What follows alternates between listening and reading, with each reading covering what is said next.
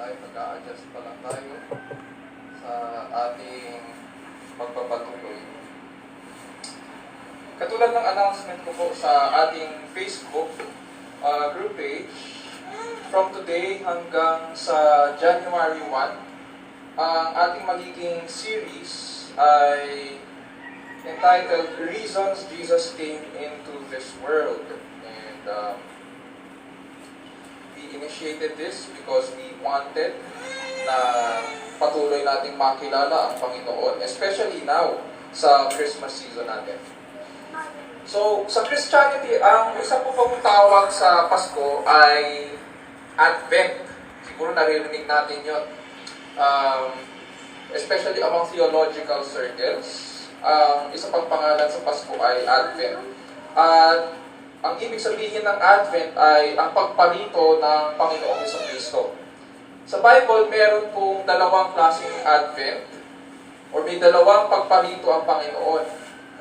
At ang Pasko or Christmas ay usually ito yung tinatawag na first coming.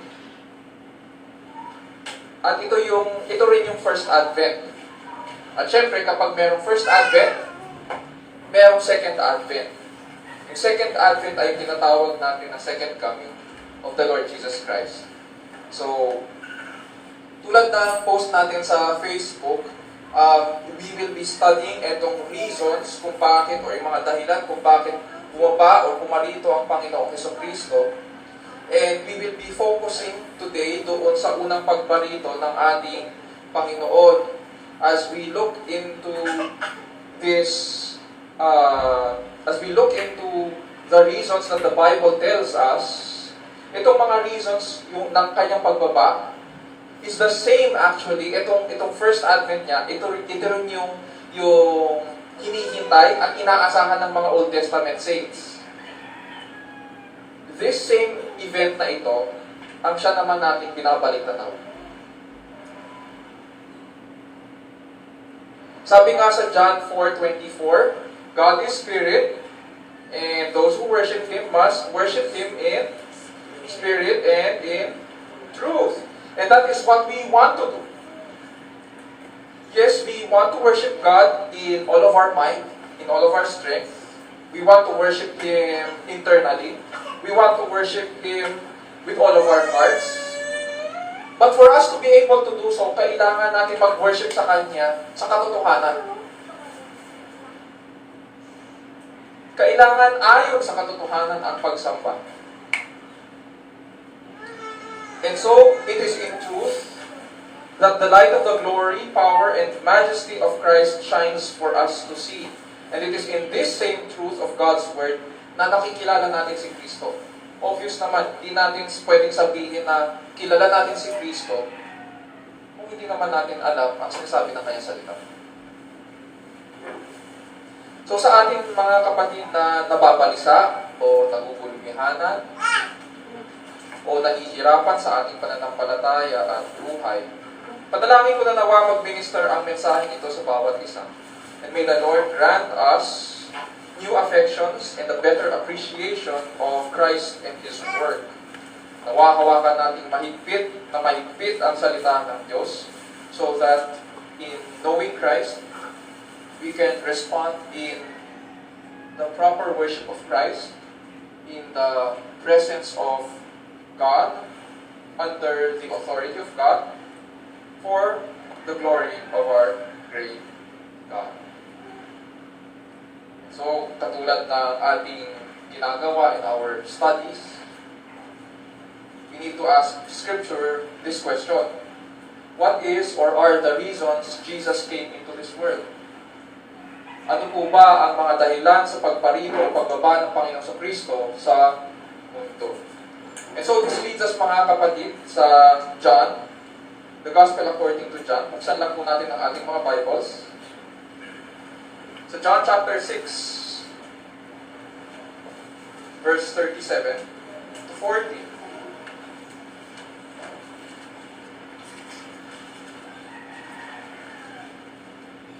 John chapter 6, verses 37 to 40. Kaya ano pong basahin ko naman po sa inyo sa Tagalog. Lalapit sa akin ang lahat ng binibigay sa akin ng Ama, at hindi ko itataboy ang sinumang lumalapit sa akin, sapagkat ako'y bumaba mula sa langit, hindi upang gawin ang kalooban ko, kundi ang kalooban ng nagsubok sa akin. At ito ang kanyang kalooban. Huwag kong babayaang mawala kahit isa sa mga binigay niya sa akin. Kundi, muling buhayin sila sa huling araw. Sapagkat ito ang kalooban ng aking Ama. Ang lahat ng makakita at manalig sa anak ay magkaroon ng buhay na walang hanggan. At sila'y muli kong bubuhayin sa huling araw. Ang background ng ating passage sa Book of John ay may kinalaman po sa feeding of the 5,000. Meron pa feeding of the 4,000. Pero ito ay specific sa feeding of the 5,000. Kung babasahin natin yung John chapter 6 verse 1 pababa, makikita natin na ang feeding of the 5,000 ay isa sa mga largest na miracles ng, if not, ito yung pinakamalaki na miracle na ginawa ng ating Panginoon.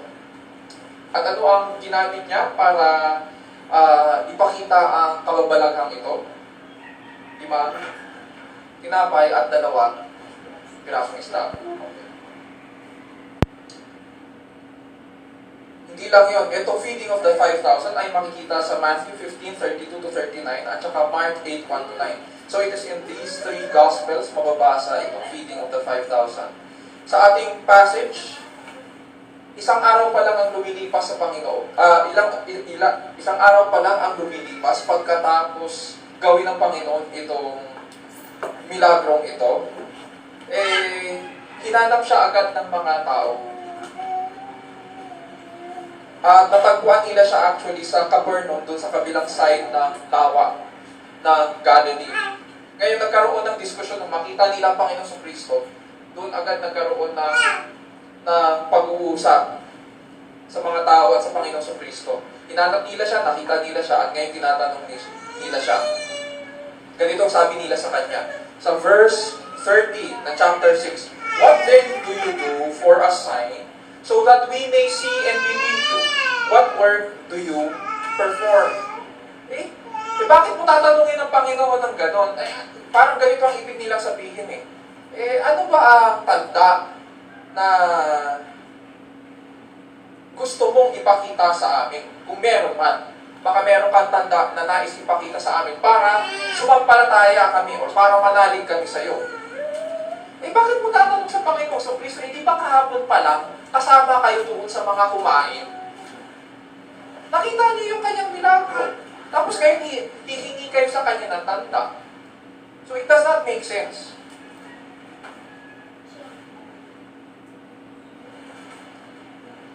Sinabihan sila ngayon ng Panginoon at kinompronta. At lumalabas dito sa pag-uusap nila na ang gusto lang nila pala, kaya nila hinahamon ng Panginoon ay kasi gusto nilang kumain ulit. Mas gusto nila yung pagpapala kaysa yung nagbibigay ng pagpapala. Ang tawag po doon ay materialism. At ganyan ang style ng mundo. Mas gusto nila na lumalapit sa Panginoon dahil sa Kanyang ibibigay. Pero ayaw naman nila talaga sa Kanya. Dito pinapakita sa atin ng scriptures, mga kapatid, na kahit nakita na ng mundo ang kapangyarihan ni Kristo at narinig ang totoo mula sa Kanyang mga bibig o sa Kanyang bibig, hindi sila maniniwala. Isa pa sa mga tanda na wala kay Kristo ang isang tao ay yung hanap ng milagro. Diba sabi nga ng Panginoon, "This wicked and adulterous generation looks for signs." Which would make us think.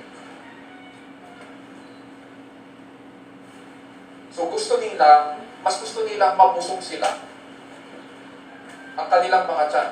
Mas gusto nila yung tibok kaysa marinig ang Panginoon.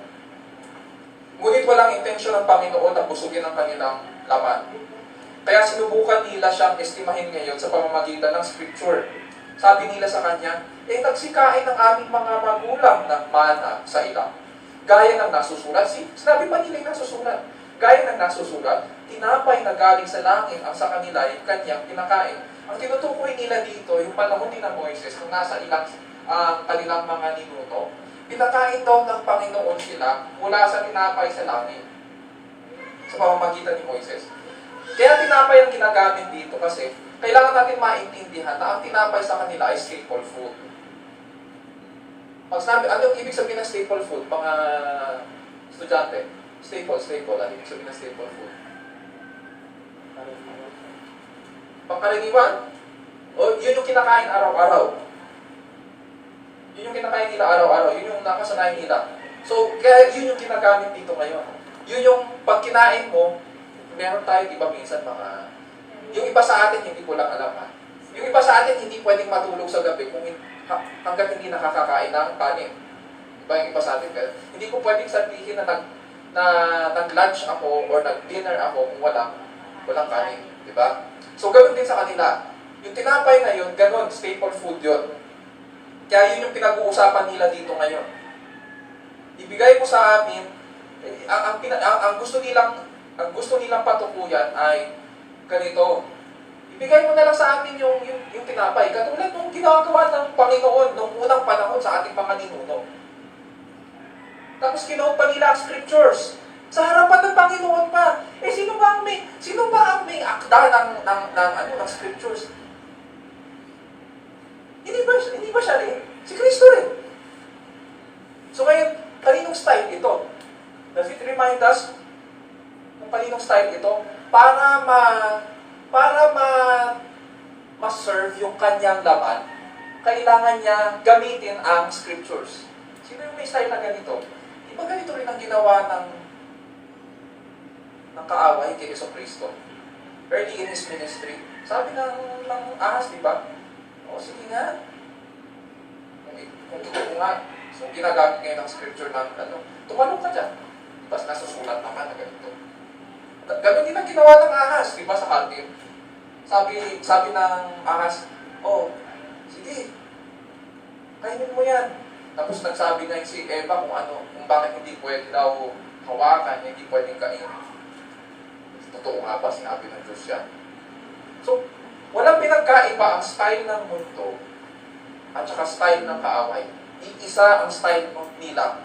Hindi porket na marinig natin na nagkukot ng scripture, tama na. Kailangan maintindihan natin na kahit ang mundo, ginagamit din ang scripture.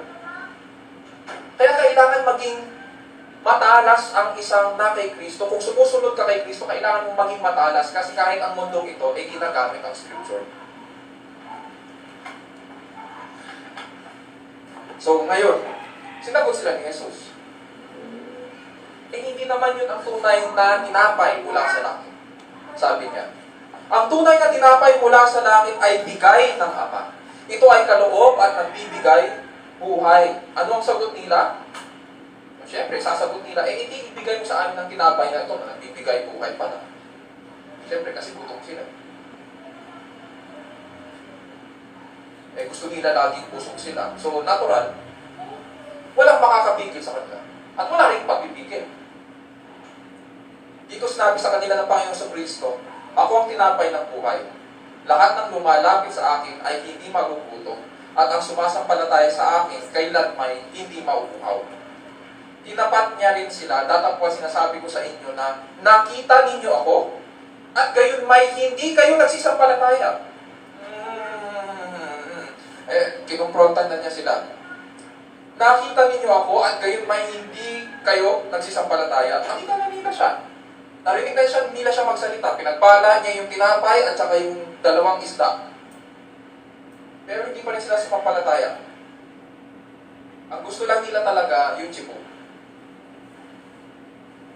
Ang pinunta lang nila talaga, kaya nila siya hinahanap. Kaya tumawid pa sila ng lawa. Imagine, yung takbo ng isip ng tao. Tumawid ka pa ng lawa, nagbayad ka pa para tumawid lang, para makita ang Panginoon sa Kristo, hindi dahil nananalig ka sa Kanya, kundi dahil gusto mo lang mabusog yung tiyan mo. Ayaw nila sa Kanya. Ayaw nila ng tinapay ng buhay. And pinanghinaan ba ng loob ang Panginoon Kristo? Dahil mas gusto nila yung pagpapala niya kaysa sa Kanya? Hindi. At this point, nagpatuloy ang Panginoon at pinaniwanag niya kung sino siya. Tingnan natin kung tutungon sila. Pinakilala niya ngayon ang sarili niya. Verse 37, ngayon, doon na tayo sa ating passage. Sabi niya,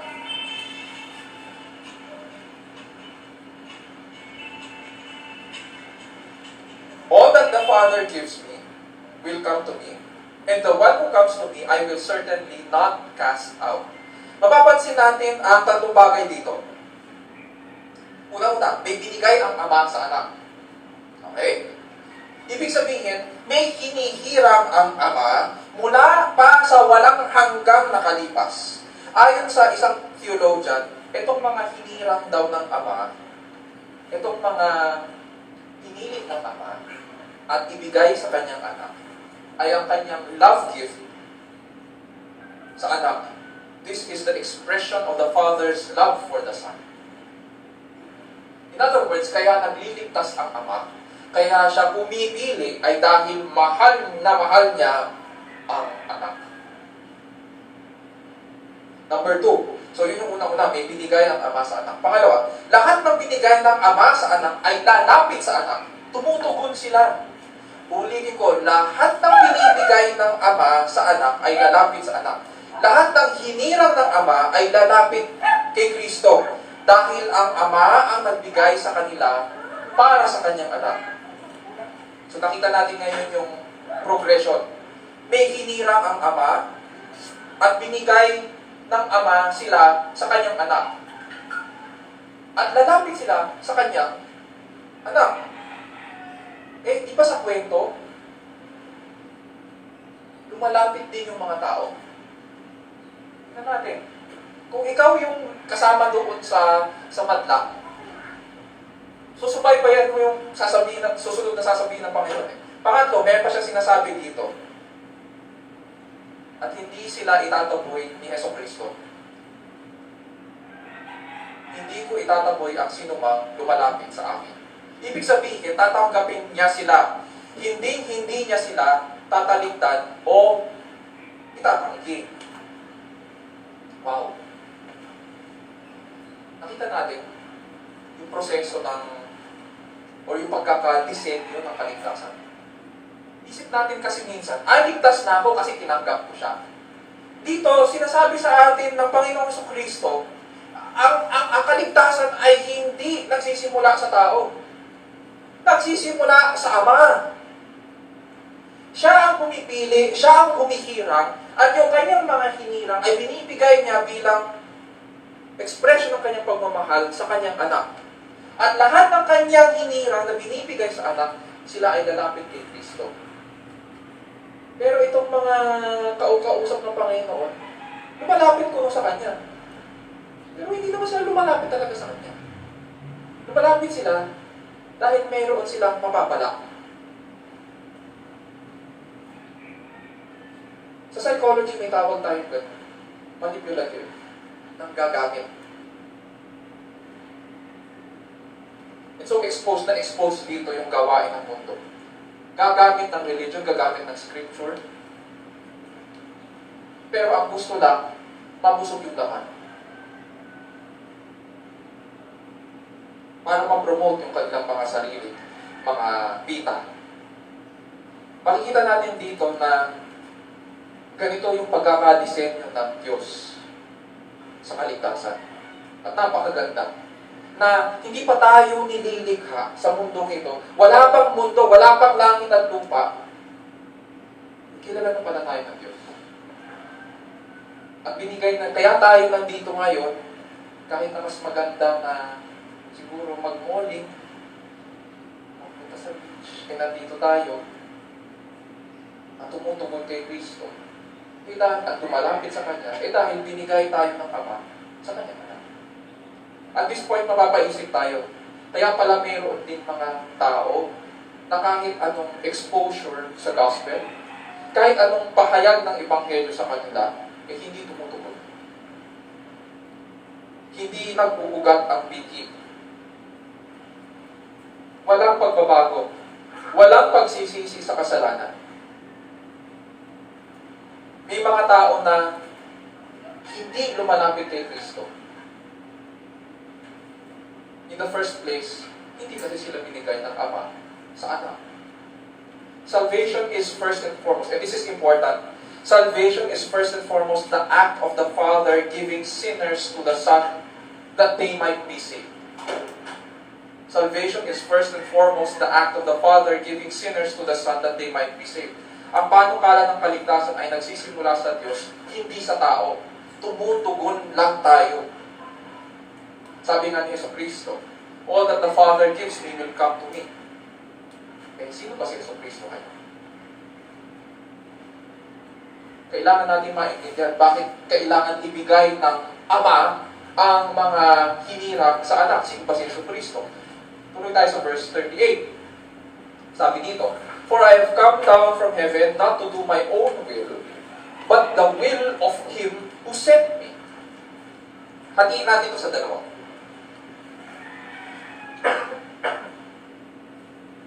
Una, for I have come down from heaven, sabi ng Panginoon sa Kristo. At pangalawa, not to do my own will, but the will of Him who sent me. Unahin muna natin yung for I have come down from heaven. Sa original language, ang pagkakabasa ng sinasabi ng Panginoon na for I have come down, ay pwede rin sabihin na I have descended. Ibig sabihin, ang pinanggalingan niya ay mataas, pababa. I descended or I came down from heaven. Ibig sabihin, galing po ang Panginoong sa Kristo sa langit. Itong ganitong salita is Old Testament revelation language. Matatandaan po natin nung lumayas si Moises sa Egypt dahil nakapatay siya. Tapos napadpad siya sa anong lugar yun?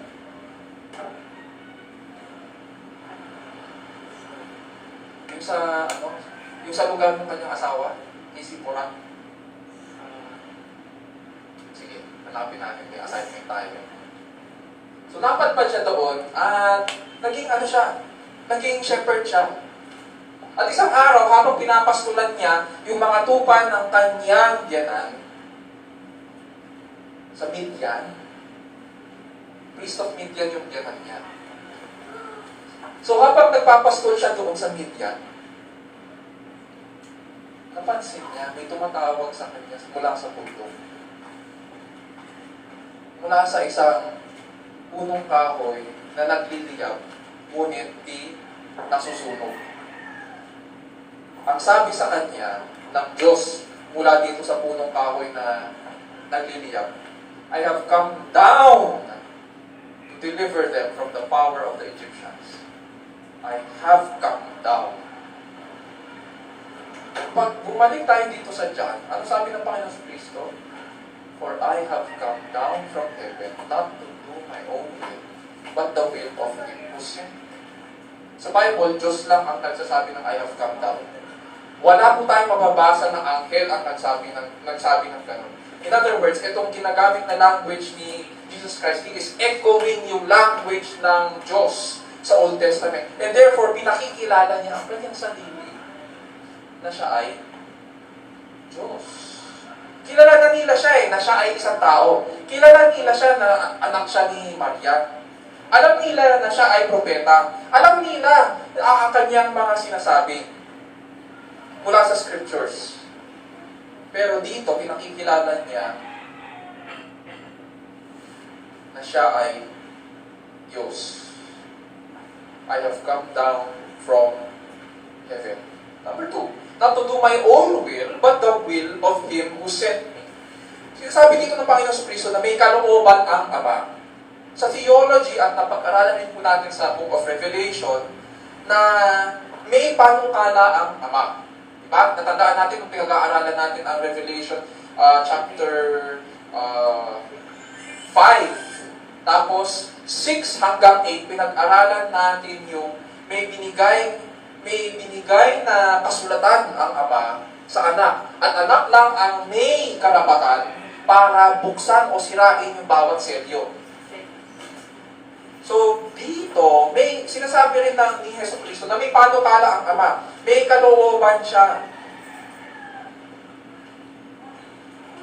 At ano daw, ang kalooban ay bumaba daw siya para tuparin ang kalooban ng Ama.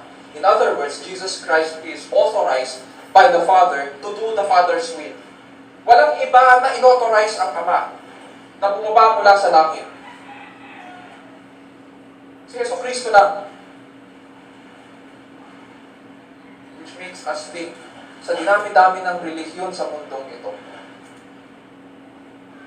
Yung iba nakakita ng anghel at binigyan daw sila ng kasulatan. Yung iba raw ay iba-iba ang mga nakita. Pero dito sinasabi sa atin na walang inauthorize ang Ama. Si Jesucristo lang para tuparin ang kalooban ng Ama. Ibig sabihin, mula sa walang hanggang nakalipas, hindi pa nililikha ang langit at lupa, may pag-uusap o may kasunduan na ang Ama at ang Anak. At ang pag-uusap nila o kasunduan nila ay bababa ang Anak upang isakatuparan ang kalooban ng Ama na magligtas. Ang pagliligtas ay hindi parang, baka iniisip natin kasi ang pagliligtas or kaligtasan ay parang response na ay dahil nagkasala ang tao, therefore kailangan silang iligtas. Makikita natin dito, hindi reaction ang kaligtasan. Kundi wala pa ang langit at lupa, wala pang kasalanan, wala pa ang tao, wala pang mga anghel, nandiyan na ang Diyos. At may panukala na magligtas ang Diyos. Ngayon, bukod dito, baka iniisip rin natin na sa kanyang pagka-Diyos ay mas mababa ngayon lang si Jesucristo kaysa Ama kasi sinugo eh. Maririnig natin yung may mga grupo dyan na magsasabi, tingnan mo, inutusan ng Ama si Kristo. Therefore, si Kristo ay mas mababa sa Ama. Baka ganun ang iniisip natin. Hindi po. May iisang Diyos. Okay? Makinig na mabuti. Pwede ka maging oneness o pwede ka maging katulad ng mga INC at saka Jehovah's Witnesses kapag hindi naintindihan ito. Unang-una, may iisang Diyos. Sa Old Testament, settled yun. There is only one God. Hear, O Israel, there is only one God. Diba? Ang Ama ay Diyos at ang Anak ay Diyos. Therefore, sa kanilang pagka-Diyos, magkapantay po sila. Sapagkat iisa lang ang kanilang essence. Ang essence ay iisang Diyos. Pero ang Diyos ay nagpakilala sa history in three persons. The Father, the Son, and the Holy Spirit. Ang Father, Son, and Holy Spirit ay hindi functions na parang katulad ng sinasabi ng mga oneness or monarchians na ang sinasabi nila, ang Diyos ay Father in the Old Testament. Siya ang Son in the New Testament. At sa panahon natin ngayon, siya ang Holy Spirit na nandito sa atin. O tanong ko ngayon, kung siya yung Holy Spirit, sino nakaupo sa taas? Wala. At saka bukod dito, babangga yun sa passages of Scripture na nagpahayag ang Diyos sa tatlong persona. Mapapansin natin nung binaptize ang Panginoong Kristo, narinig ang Ama sa taas at naisulat yun ng mga evangelista. Nakita rin nila na bumababa ang banal na Espiritu kay Jesucristo. So bakit gano'n? Tapos sa Book of Acts, it is about the acts of the Holy Spirit na nangungusap sa mga apostol at dinadirect ang kanilang mga dapat na gawin. So ngayon, makikita natin dito ang plano ng Ama sa pagliligtas. May iisang Diyos at dahil iisa lang ang Diyos, iisa lang din ang layunin ng Diyos Ama at ng Anak. Ngunit may kani-kanila silang ministry. Uulitin ko po, iisa ang kanilang layunin, ngunit may kani-kanila silang ministry. Ang Ama ang may akda ng panukala. Siya rin ang nagpadala sa Anak. Si Kristo ang bumaba at naging tao, hindi ang Ama. Si Kristo ang bumaba at naging tao sa kasaysayan upang tuparin ang lahat ng hiling ng tipan. Bumaba rin siya para tuparin ang kalooban ng Ama. In other words, ang buong kasaysayan ay hinanda ng Ama para sa pagdating ng Anak. At ngayon, ang lahat ng pagpapala na nakamtan ng Panginoong Kristo para sa kaligtasan ng mga hinirang ay binubuhos ngayon ng banal na Espiritu sa Iglesia. So ngayon makita natin, isa lang ang layunin. Pero may kanya-kanya silang mga gawain. The plan of salvation is conceived in the mind of the Father, the Son, and the Spirit, and they are one in purpose. Ang tawag po ng mga theologians dito ay the covenant of redemption. Ito po yung tipan ng kaligtasan. At napakaganda na pag-aralan ito kasi magkakaroon tayo ng appreciation sa kaligtasan natin. Kaya nga sinasabi natin na ang kaligtasan ay hindi mawawala. Dahil ang Diyos mismo, ang nag-isip nito, siya ang tumupad, at siya ngayon ang nagpapala sa buong Iglesia. Hindi pwedeng bawiin yun. Ngayon, sabi kayo ng Panginoong Kristo, at hindi ko itataboy ang sino mang lumalapit sa akin. Ano kaya dahilan ng Kristo para hindi sila taligtan? Alam naman natin, ang Diyos ay banal, at ang tao ay makasalanan. So, paano kaya nasabi ng Panginoong Kristo na hindi ko sila tataligtan? Hindi ko sila itataboy? Verses 39 to 40. This is the will of Him who sent me, that of all that He has given me, I lose nothing, but raise it up on the last day. For this is the will of my Father, that everyone who beholds the Son and believes in Him will have eternal life, and I myself will raise him up on the last day. Ano na yung kalooban ng Ama? Una-una, huwag kong pabayaang mawala kahit isa sa mga binigay niya sa akin, kundi muling buhayin sila sa huling araw. Okay? In other words, lahat ng kapangyarihan ay na kay Kristo upang ingatan at alagaan ang lahat ng hinirang o lahat ng binigay sa Kanya ng Ama. May kapangyarihan rin siyang buhayin sila. Bakit kailangan buhayin tayo sa huling araw? Hindi ba sapat ito? Palagayan natin ngayon. Dalawang beses pa niya ito sinabi. Sa verse 39 niya sinabi, at sa verse 40 niya inulit, I will raise them up on the last, but raise it up on the last day, and I myself will raise him up on the last day. Dalawang beses niya inulit. Sa Bible, kapag inuulit ang salita o ang pagkakawika, ibig sabihin importante ito. Bakit importante ito? Kasi walang sino man ang maaaring pabuhay sa walang hanggan kung di muna siya bubuhayin ng anak. Walang makakapasok sa walang hanggan kung hindi siya bubuhayin ng anak sa huling araw. So yun yung una-una. Huwag mong pabayaang mawala kahit isa sa mga binigay sa akin, kundi muling buhayin sila sa huling araw. Pangalawa, ang lahat ng makakakita at mananalig sa anak ay magkaroon ng buhay na walang hanggan at sila'y muli kong bubuhayin sa huling araw. So dito, dahil ang mga hinirang ay binigay ng Diyos Ama sa Diyos Anak, makikita nila at mananalig sila sa anak. At dahil iingatan sila ng anak hanggang sa huli, mananatili sila sa Kanya hanggang huli. Bibigyan niya sila ng buhay na walang hanggan. Mga kapatid at kaibigan, noong sinulat kasi ito ni Apostle John noong 90 AD, almost the same time nang sinulat niya ang Book of Revelation, may lumalaganap na false teaching na nagmula sa school ni Cerinthus sa Asia Minor.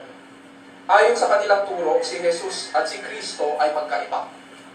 Okay? Si Jesus raw ay tao, biological na anak ni Joseph at ni Maria. And therefore, hindi nangyari yung virgin birth. Biologically. At si Kristo naman daw ay isang spiritual being na nanggaling sa supreme ruler at bumaba at pumasok kay Jesus nung siya ay binautismuhan at umalis bago siya mamatay. Ang tawag po dyan ay Cerinthian Gnosticism. At mayroong mga ilang grupo na ganito ang paniniwala ngayon. Lumalabas ngayon na si Jesus ay mahina. Natural, kasi tao lang siya. Tapos parang pinoses lang siya ng isang espiritu na ang tawag ay Kristo. So umalis uli yung espiritu na yun, mahina na siya ulit. In other words, nung namatay siya, ang kanyang kamatayan ay hindi effective para sa kaligtasan. Dahil sa false teaching na ito, noong panahon ni Apostle John, maraming mga Kristiyano ang nalito, maraming mga Kristiyano rin ang pinaghihinaan ng loob, at may mga mangilan-ngilan na umalis. Kaya ngayon, kailangang isulat ni Apostle John ang Gospel of John para turuan ang mga churches at palakasin ang kanilang loob. In our passage, lantad ang pagpapahayag ng kalooban ng Ama. Sa pamamagitan ng pagliligtas sa mga hiniram, kailangang ipakita na si Jesus ay Diyos na makapangyarihan at dapat lang siya sambahin at luwalhaliin. Hindi siya mahina. Kaya kailangang magligtas at kaya kailangang ibigay ng Ama kay Jesus upang ipakita sa mundong ito na dapat si Kristo lang ang luwalhaliin. Summary, mga kapatid, what is or are the reasons Jesus came into this world? Ano po ang mga dahilan sa pagparito o pagbaba ng Panginoong Kristo sa mundo? Isa lang naman ang point natin ngayon. Sa susunod na linggo, it will be our second point. So, unang point, or first reason, Jesus came into this world to do the will of the Father. Mga kapatid, tinupad ni Kristo ang hindi tinupad ni Adan. Pinakita niya sa pamamagitan ng buhay at kamatayan kung ano ang ibig sabihin ng pagiging tao sa harapan ng Diyos. Dahil sa ating kasalanan, napakalayo po natin sa konsept, yung tunay na konsepto ng pagiging tao. Pero pag tinignan natin ang Panginoon sa Kristo, makikita natin ang tunay na pagiging tao. Bumaba po siya, naging tao, nagpasakop sa Diyos bilang tao hanggang kamatayan. Sinunod niya ang Ama buong buhay niya. At ito ang isang bagay na hindi ginawa ni Adan. Nagpasakop sa Ama hanggang kamatayan. Sabi nga sa Hebrews 10:7, Then I said, Behold, I have come in the scroll of the book, it is written of me, to do your will, O God. Siguro habang binabasa natin kanina ito, ang hirap naman ng passage na ito, isang verse pa lang, hindi ko maintindihan. So, himay-himay natin ito. As we close dito sa ating pag-aaral, kailangan natin maintindihan na ang background nito ay may kinalaman sa Jewish practices. Taon-taon nag-aalay ng hayop ang mga Israelita sapagkat hindi ito ang alam nila na kailangan nila na may magtatakip sa kanilang mga kasalanan. Ngunit, sinasabi sa atin sa Book of Hebrews, hindi ito nagpapabanal, hindi ito nagpapasakdal sa mga lumalapit sa Kanya. Maghahain ang mga Israelita ng tupa, tapos ibibisik sa kanila ng mga high priest yung dugo ng tupa. And this looks back doon sa Exodus. Pagkatapos nun, magkakasala na naman sila. Tapos sa susunod na taon, kailangan na naman nila pumatay. Walang katapusan. Taon-taon, pumapatay sila. Kailangan mag-alay ulit. Paulit-ulit. Sa mga Israelita, or pag may nababasa tayo siguro sa Facebook or sa media, ang tawag dito ng mga Israelites ay Yom Kippur, or the Day of Atonement. Inaalala nila ito. Dito sa ating passage, itong writer ng Hebrews, sinasabi niya na kaya nila ginagawa ito ay dahil hindi ito nagpapasaktan. Hindi ito naglilinis ng ating budhi. Kundi lalo nga nitong pinapaalala sa atin ang ating kasalanan. Sabi sa Hebrews 10:2-4, taon-taon ay nagpapagunita sa mga tao ng kanilang mga kasalanan sapagkat ang dugo ng mga toro at ng mga mga kambing ay hindi makakapapawi ng mga kasalanan. Ngunit, pag tinignan natin, dumating ang Panginoon Kristo, higit na mabisa ang ginawa niya kumpara sa pagpatay ng mga hayop. At bilang pagsunod sa Ama, anong ginawa niya? Hinain niya ang kanyang sarili. Buong buhay hanggang kamatayan. At dito sa Hebrews 10:7, when the writer says, "Then I said, Behold, I have come. In the scroll of the book it is written of me." What is written? To do your will, O God. Kino-quote ngayon ng writer ng Hebrews ang Psalm 40, verses 6 to 8 sa kanyang Jewish readers. Sinasabi po ng manunulat ng Hebrews na ang pagbaba at huling alay ni Kristo ay nasusulat. Nasusulat. Yung pagtupad ni Kristo sa kalooban ng Ama ay nasusulat. At yung huling alay niya, yung huling handog niya, ay nasusulat. At ito yon. Sa Psalm 40 verses 6 to 8, sinasabi niya, at dahil ito ang huling handog, ito rin ang kalooban ng Ama na matupad para sa lahat ng lalapit sa Kanya. Ito na yung huling handog. Pinakikita sa atin na may gawa ang tao, may gawa ang Diyos. At yun yung pinakahuli na, yung pinakahuling handog. At yun yung effective para sa kaligtasan. Mga kapatid at kaibigan, dahil si Kristo ang tumupad ng hindi kayang tuparin ni Adan dahil sa kasalanan, at si Kristo rin ang naghain ng kanyang sariling buhay para sa ating mga kasalanan, nararapat lang na lumapit tayo sa Kanya. Dahil sa Kanyang pagsunod sa Ama bilang tao, pinagkaloob sa atin ang katuwiran at panibagong buhay. Dahil sa Kanyang kamatayan, nabawi ang galit ng Diyos sa atin dahil sa ating mga kasalanan. O lumapit tayo ng may pagpapakababa at pagsisisi sa ating mga kasalanan. Pasalamatan natin si Kristo sa Kanyang natupad. Purihin natin siya mula sa ating mga puso, lalong-lalo na ngayong parating na Pasko, at ating ipagdiwang ang Kanyang unang pagparito. And this is the reason Jesus came into this world. Jesus came into this world to do the will of the Father. Isa puso natin ang mga bagay na ito at purihin natin ang ating dakilang